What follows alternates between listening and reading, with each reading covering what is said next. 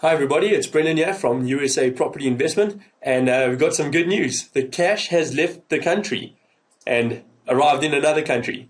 So we got our money out of South Africa quite safely. We had a little hiccup there with the account number. We filled it in wrong on the forms, and then it ended up in limbo in Wachovia Bank in America, and we didn't know where our money was.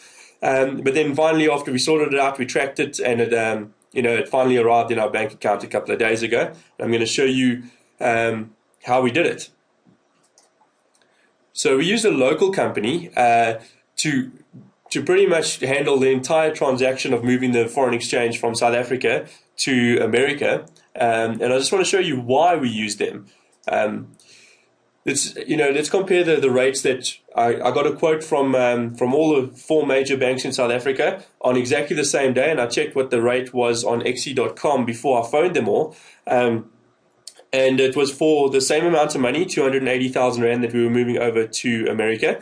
And as you can see there, the Absa quote came in at 7 Rand and 7 cents, plus a 627 Rand admin fee. The Standard Bank quote came in at 7.095 and a 0.45% admin fee, which works out to about 1,260 Rand, plus a 100 Rand Swift fee. And then the FNB quotes 7 Rand 15 plus a 660 Rand admin fee, plus a 100 Rand Swift fee.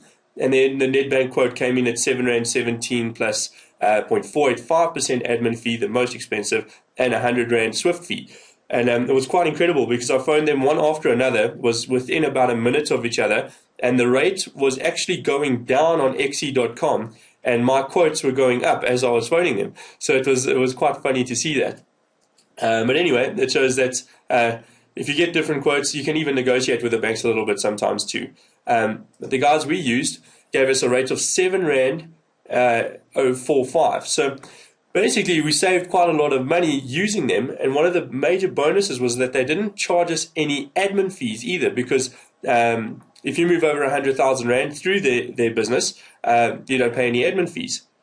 So the rate we got quoted was the rate that we actually paid. The other cost that we need to take into account here is our tax clearance certificate. We got one last year and it cost us about 750 Rand from our accountants.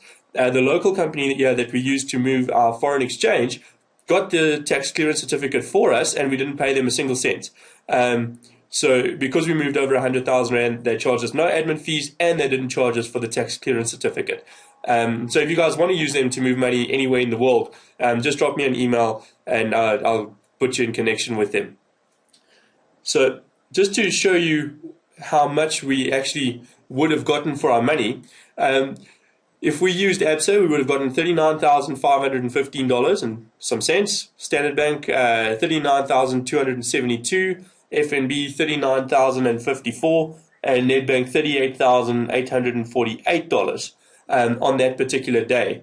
What's also nice about using the company that we used is they lock in the quote for 2 days. So we literally phone them, they give us a quote over the phone, we say yes, we're happy, they then send the forms through, we sign the forms, and we locked in for 2 days, so we know that we're going to get that rate. Then obviously if the rate goes against us, then that's our problem to deal with. But it's always nice to know that you've got a locked in quote, you know what money you're going to be paying. Whereas these quotes were spot quotes, and you can also lock in quotes with all the banks, but these were spot quotes on the day. And the amount of dollars we actually got for our 280,000 was $39,744.50. And as you can see, that's almost $1,000 more than Nedbank. I mean, that's 7,000 Rand, thereabouts, 6,000, 7,000 Rand. So it is quite a substantial saving going through this local company. And they were a pleasure to deal with. They kept us updated all the time. When we had to track the money because of our error with the wrong account number on the forms, they sorted it all out for us in literally no time. And I'm going to show you now the proof of all of this. Is we just go have a look at our bank account here. We've logged into our Bank of America here. You can see there's the deposit, the $39,744.50. What I didn't take into account then the calculation was the $12 wire transfer fee, but I would have paid that on any of the transactions, so that's there. And then you can see our ATM transaction fees here. That was when we were actually using our card in South Africa to check if the money was reflecting in America. I wasn't logging onto the internet every time. I would just go to an ATM and just go check there. not realizing that it would cost me $5. So now I log on to the internet every time I check. So I learned something new. Then now's our chance to actually start looking for properties. Our money's in the States. If you have a look at our account there, you'll see, just to show you quickly, that there was another deposit of $3,129.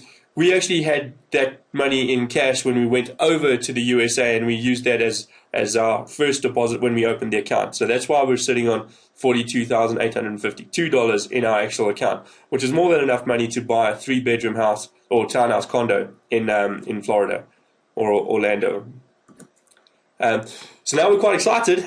We actually need to start looking for properties quite seriously now. A few of the ones that we looked at in Orlando a couple of weeks ago when we were there have been sold. So we need to actually re-look at everything that we took videos of and stuff while we were there and see what's still available. And we're going to show you exactly what we look for, why we choose a certain properties, how we measure our investment's performance. So I'll show you how we plug it into the software system and actually measure the internal rates of return of our investment.